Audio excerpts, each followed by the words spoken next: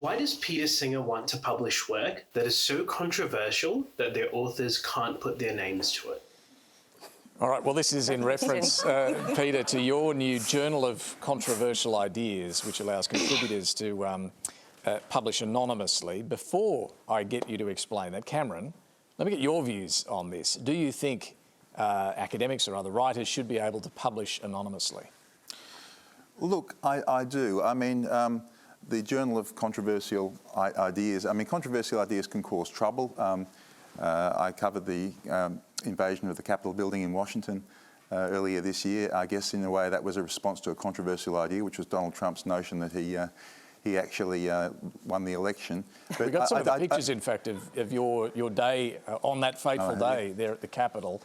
Some of the pictures you took of those who were involved in the insurrection. Certainly, that's the ultimate expression of a controversial idea where things went badly, but I don't think that the parallel is very good between that and what Peter is suggesting with the journal, because Donald Trump's argument that he won the election, as far as I could tell, would never get published in your journal, because I looked at the editorial requirements and you have to have a rational argument, it has to be well argued, and it has to not cause danger to society.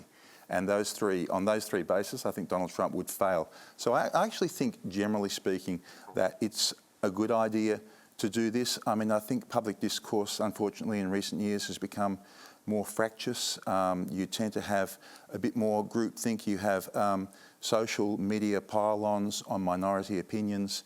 And I can understand that an academic might fear for their own safety or even their own career if they want to put out ideas which are not popular. So I think I can understand where that comes from, but there's a big rider here, I think, Peter, and that is that it's hugely important that your editorial board, and there's about 55 of them as far as I can tell, make correct judgments on precisely what sort of controversial idea you want to publish, because I think there is a genuine difference between a controversial idea that might be unpopular, might even offend a few people, but is still worth putting out there in the marketplace of ideas, and as something which is just downright bigotry. And that's the line I think you have to draw. Do you publish a good, worthwhile article, or do you publish an article that might convince people to write on the Capitol building? Well, Peter, if you're going to publish people under pseudonyms, what are the guardrails around that?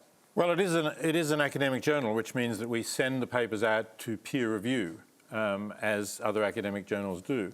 And so we're sending them out to experts in the field, and they have to look at the argument and say, yes, there's some good argument here, or there's some evidence that is solid. Obviously, Donald Trump's claim that he won the election would not get to first base, didn't even get to first base with Republican officials in Georgia, for example, fortunately. Yeah. So, that's not going to go there.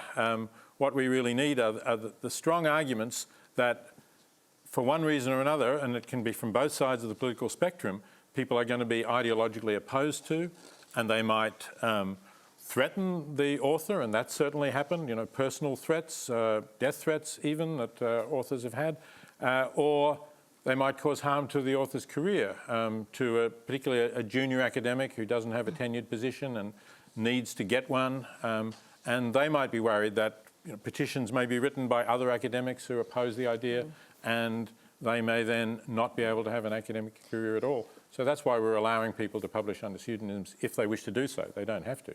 Santilla, do you think it's a good idea? No. Sorry, Peter. Tell me why not. Why? I think pseudonyms are useful if you fear reprisals, but I think, and David and Cameron will probably know this, when you work in journalism, sometimes even publishing the truth gets people, causes a reaction, and people say things and people send threats and all that sort of stuff. But I certainly think that if you're going to have ideas, I think you should stand by them. It happens, even in the arts. Like when you make work publicly, people will have opinions. People will be able to criticise these things, and to sort of hide behind the facade that you're potentially afraid that people might not necessarily understand what you're saying, or it might have implications for your career, is to sort of look at the world in a very different view, because I look at what I do for a living, and a lot of what I do is not controversial, but I still get people that feel a certain way feel like they're entitled to, send me racist comments, sexist comments, and this is par for the course. I've accepted this is what it is. When I write work, when I create work publicly, people will have opinions.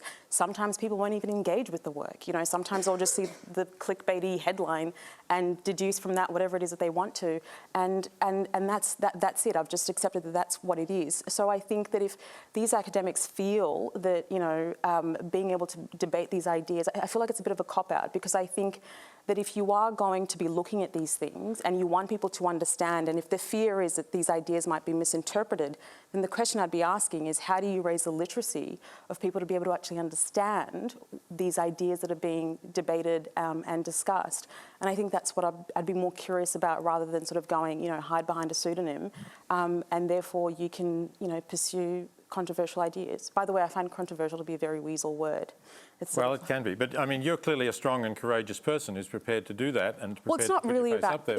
I don't think it's about courageous. I think if you're a journalist, you either, Well, these are not journalists. These may be academics. This is academia. And they may have good ideas, but they may be worried. But they're still sharing these ideas publicly, right? Yes. And that is the risk that comes with it. Like I said, when you are bringing things into the public square, people will have opinions.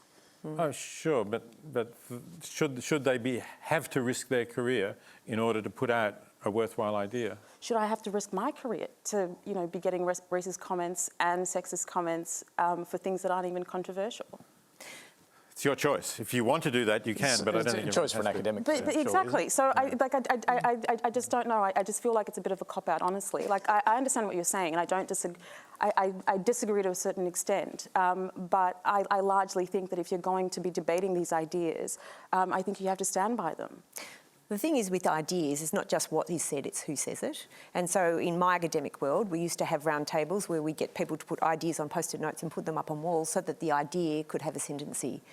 Because sometimes the most junior person would have this amazing idea, but they would be nervous to say it with someone who had, power over them, or, was more senior. And a senior person putting it up, we know over and over again in science, often the most senior people, have this strong and powerful voice, when actually what you want to do is democratise that academic intent. So I'm very much with Peter Singer about academia, because it's about playing the idea and not the person. What about social media? When it comes to personal should you be allowed to commentary, post on social media and that's anonymously? where it comes to personal commentary, I disagree with that. I think people behind keyboard warriors, they're playing the person and not the ball. And so there is a difference there. Academia, there's guardrails, there's an academic intent. That's different from personal commentary, and I think personal commentary should not be de-anonymised. Okay, but then it sounds like it's more the bias that you're trying to curb then, less so. So in academia, I think the issue is that there is the contest of ideas, and if you if you anonymise and de-identify that, then it allows those contests of ideas to become separated from the person who is saying them. And I spend a lot of time teaching my PhD students that discipline to be able to be objective about the idea and not be emotional about it. We've got to move on.